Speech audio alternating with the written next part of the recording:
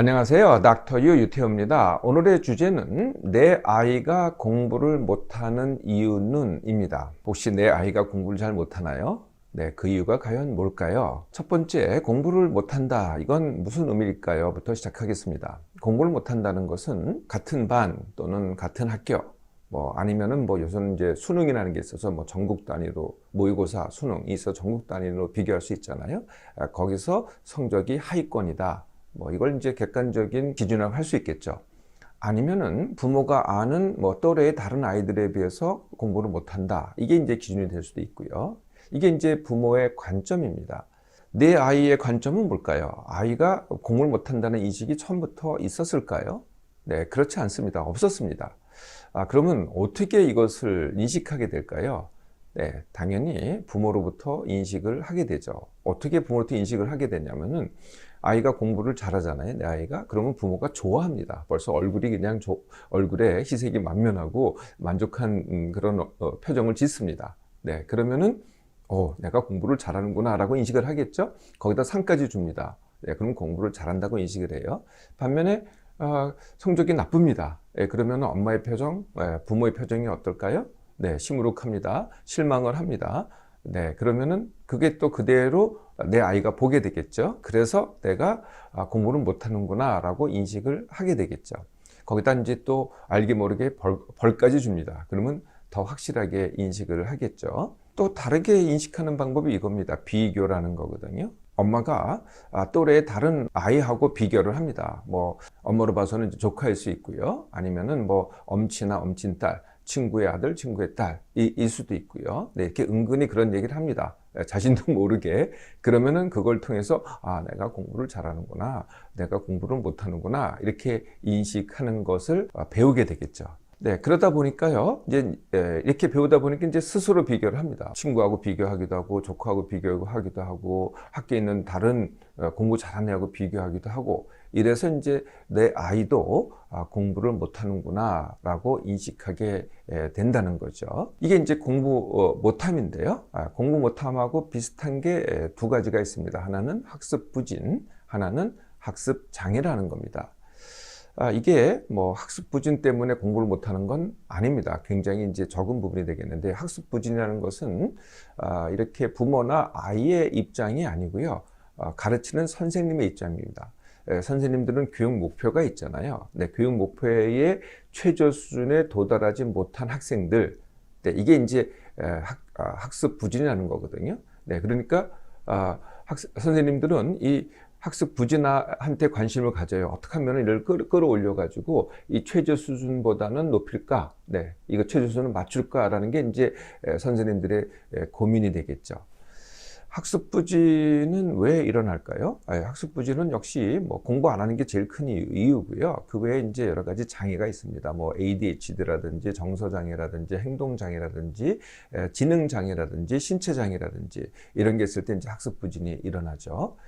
학습 장애라고 또 굉장히 이제 적은 수긴 하지만 학습 장애라는 게 있습니다. 이거는 다 지능도 좋고 아무런 장애가 없어요. 그런데 언어 발달 과정에서 장애가 일어나는 겁니다. 네, 언어 발달 과정에 장애가 일어나서 난독증, 읽기를 잘 못해요.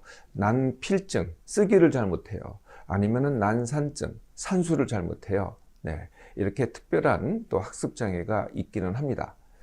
공부 못함, 학습 부진, 학습 장애. 네, 어떤 게 가장 많을까요? 네, 함께 보도록 하겠습니다. 네, 당연히요. 압도적으로 공부 못하는 게 압도적으로 많죠. 아주 적은 수로 학습 부진이 있고요. 네, 학습 부진이 공부 못하는 것에 일부 원인이 될 수는 있지만은 훨씬 더 많은 다른 이유가 있는 거죠. 공부를 못하는 이유에는. 그리고 학습 장애는 학습 부진의 아주 적은 부분이 되겠습니다. 이렇게 내 아이가 공부를 못합니다. 그 이유는 과연 뭘까요? 부모가 보는 내 아이의 이유, 네, 어떤 게 있을까요? 네, 첫 번째, 노력을 안 한다입니다. 전혀 노력을 안 해요. 두 번째 이유는 게으르다. 게을러서 전혀 안 한다. 세 번째, 놀기만 좋아한다. 네 번째, 스마트폰 중독이다. 다섯 번째, 친구를 잘못 사귀었다. 여섯 번째, 네, 이런 이유를 대시는 분도 있더라고요. 할 줄 아는 게 아무것도 없다. 네, 이런 이유가 부모가 되는 내 아이가 공부를 못하는 이유입니다. 내 아이도 이유를 댑니다. 나름대로. 네, 첫 번째, 공부가 정말 재미없고 싫다. 두 번째, 공부를 하려면은 그 자체가 너무나 고통이다. 세 번째, 아무리 공부를 열심히 하려고 해도 머리에 돛째 들어오지를 않는다. 네 번째, 공부를 잘 못할까봐 이런 이유도 있습니다. 공부를 잘 못할까봐 두렵다, 불안하다. 네, 여기에는 이제 밑바탕에 뭐 부모를 실망시킨다든지 남보다 뒤처진다든지 여기에 대한 또 두려움이 있습니다. 다섯 번째, 부모가 지원을 제대로 안 해준다. 이런 이유를 댑니다. 자, 이렇게 내 아이가 공부를 안 하는 이유, 네, 이게 내 아이만의 이유일까요? 네, 그렇지 않습니다. 사실 더 큰 이유가 있습니다. 더 큰 이유가 뭘까요? 네, 그게 바로 부모입니다. 네, 이걸 한번 같이 보도록 하겠습니다. 아이의 이유가요, 지금 말씀드렸던 아이의 이유는요, 사실은 적은 부분입니다. 전체를 10으로 본다면은요, 2, 그리고 8은 사실은 부모의 이유라는 거죠. 네, 부모가 들으면은 정말 억울하겠죠. 정말 우리나라 부모님들은요, 자녀에게 드리는 정성은요, 세계의 탑입니다. 네, 그래서 정말 총력전을 벌이죠. 올인을 합니다. 뭐 시간이나 노력이나 정성이냐 총력전을 벌이죠. 이런 말이 있죠. 엄마의 정보력, 할아버지의 재력, 뭐 아빠의 무관심. 그래서 총력전을 벌이죠. 이렇게 총력전을 벌이는 또 다른 말이 있습니다. 엄마들 보면은요, 이렇게 엄마들 보면은 뭐 누구라고 안 그러고요, 누구 엄마라 그러죠. 네, 그리고 뭐 중3 엄마, 뭐 고3 엄마.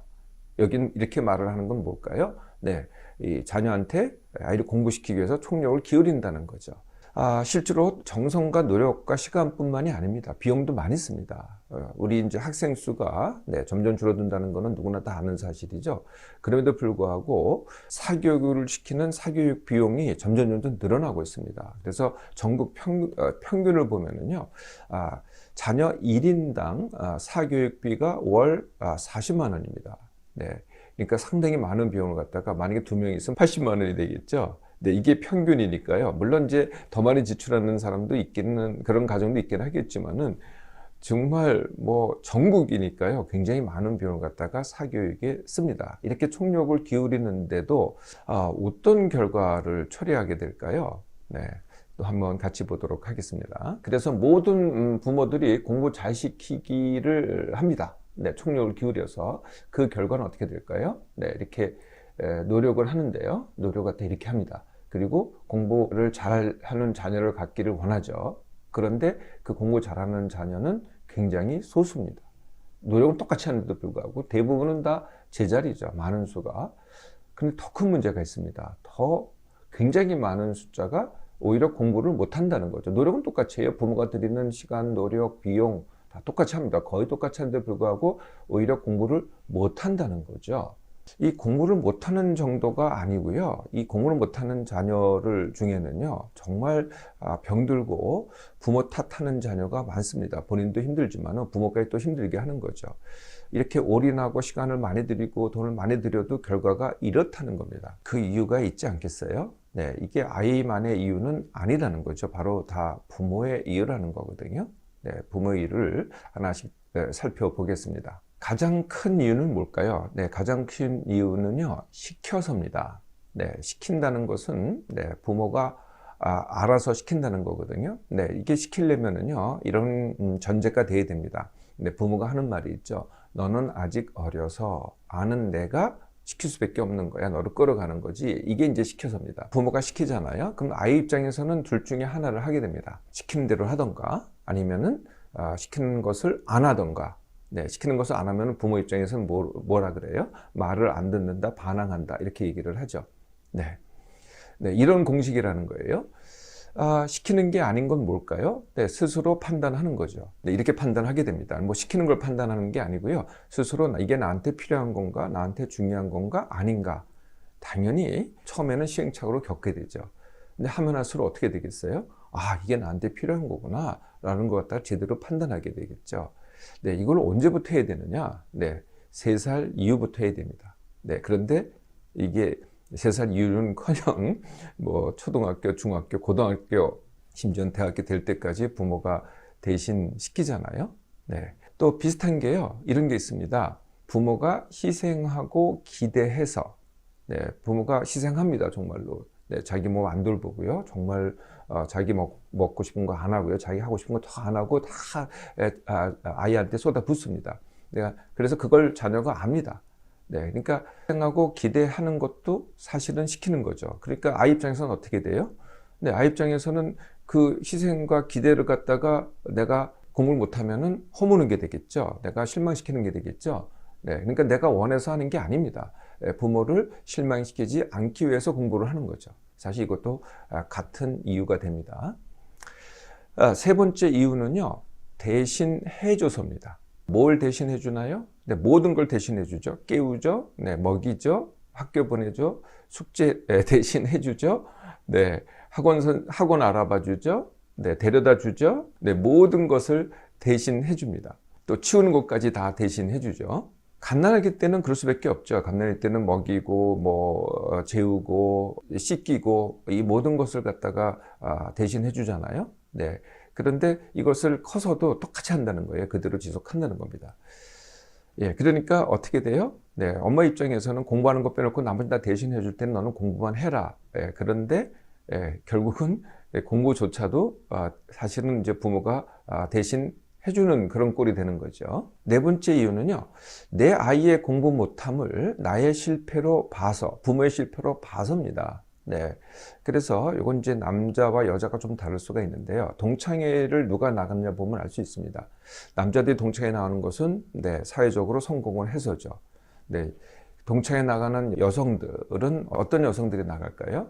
자녀의 공부를 잘 시켜서, 공부를 잘하거나 아니면 좋은 대학 들어간, 네, 그런 엄마들이 나갑니다. 네, 그러니까 자녀가 공부를 잘하냐 못하느냐가 부모의 성취가 되는 거죠.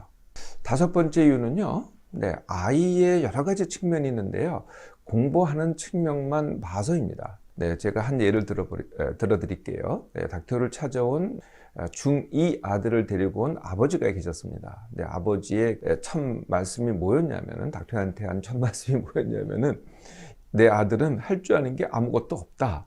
네, 이렇게 시작을 하시더라고요.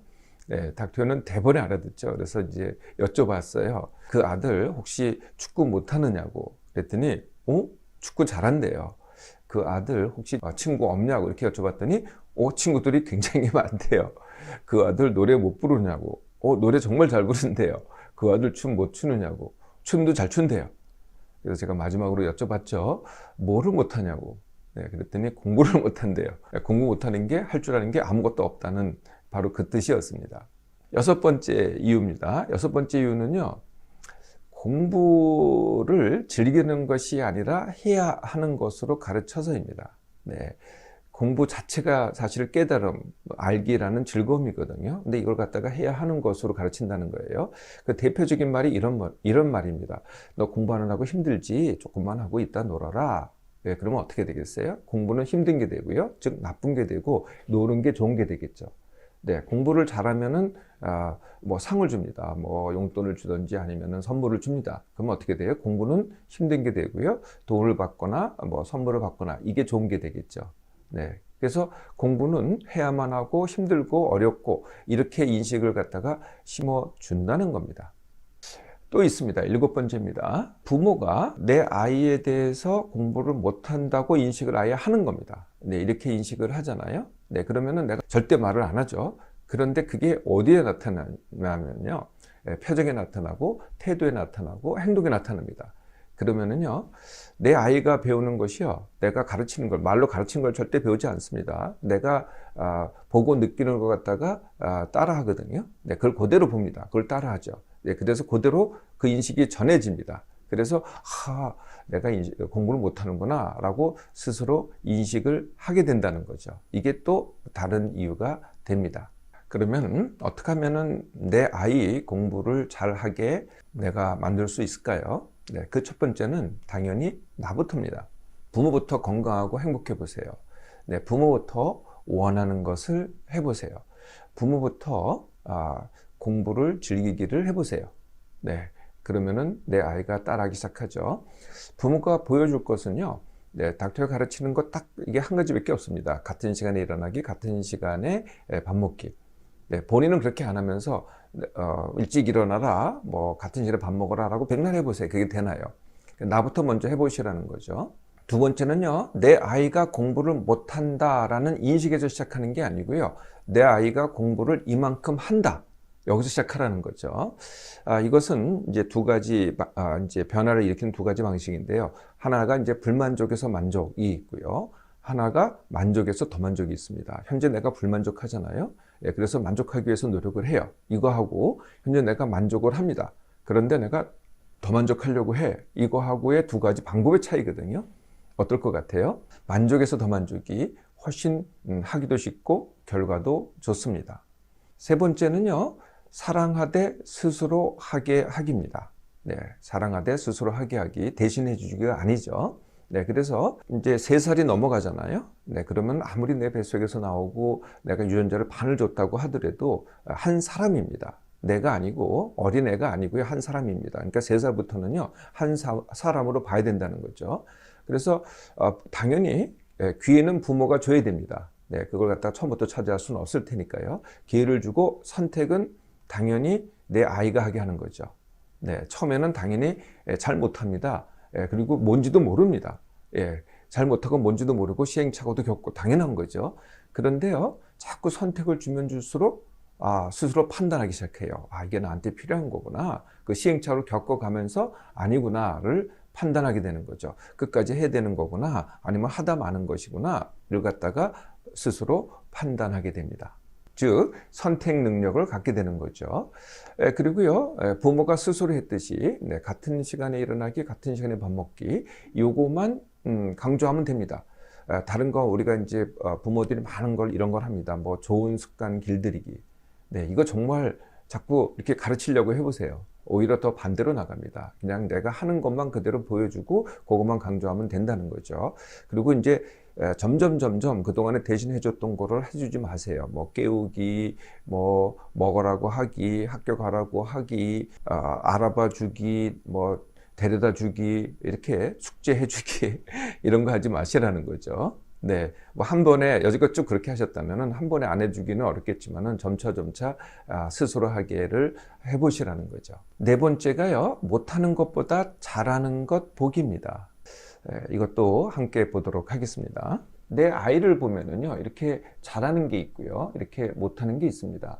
그런데 잘하는 건 뭐 당연한 거고, 이렇게 못하는 것만 눈에 보여요. 그래서 못하는 것에 대해서 자꾸 지적을 하고 강조를 합니다. 그럼 결과가 어떻게 될까요? 네, 결과가 이렇게 됩니다. 못하는 거는 더 못하게 되고요, 심지어는 잘하는 것까지 오히려 못하게 된다는 거죠. 그래서 다시 해보겠습니다. 네, 다시 잘하는 게 있고 못하는 게 있습니다. 그런데 못하는 걸 보지 않고 잘하는 것만 보라는 거죠. 네, 그러면 어떻게 될까요? 네, 그러면 잘하는 건 더 잘하게 되고요, 못하는 것까지 잘하게 된다는 거죠. 네, 다섯 번째는요, 부모부터 공부 질리기입니다. 해야만 해서가 아니고요. 사실 공부라는 것은 이게 새로운 것을 알기, 이거거든요. 새로운 것을 깨닫는 그런 재미가 있는 거죠. 그러니까 공부라는 거는 해야만 하는 게 아닙니다. 즐겨서 하는 거죠. 공부는 그래서 평생 하는 겁니다. 나부터 공부를 즐길 때 내 아이도 당연히 그것을 따라 배우게 됩니다. 네, 이렇게 새로 시작해 보잖아요. 그러면 처음엔 어떻게 되겠어요? 처음엔 오히려 반대로 갑니다. 처음엔 더 못하게 되죠. 부모가 막 시켜서 공부하는 거하고 이제는 스스로 하게 하는 거의 차이거든요. 한 2주, 한 달 정도는 좀 더 못하게 됩니다. 그런데 정말 못하지 않습니다. 한 달만, 2주에서 한 달만 기다려 보세요. 점점 스스로 선택해서 더 잘하게 되는 거죠. 내 아이가 공부를 못하나요? 그 이유는 내 아이에 있다고 그렇게 생각을 하시나요? 그렇지 않습니다. 나부터 한번 살펴보세요. 네, 그럴수록 내 아이가 공부를 잘하게 됩니다.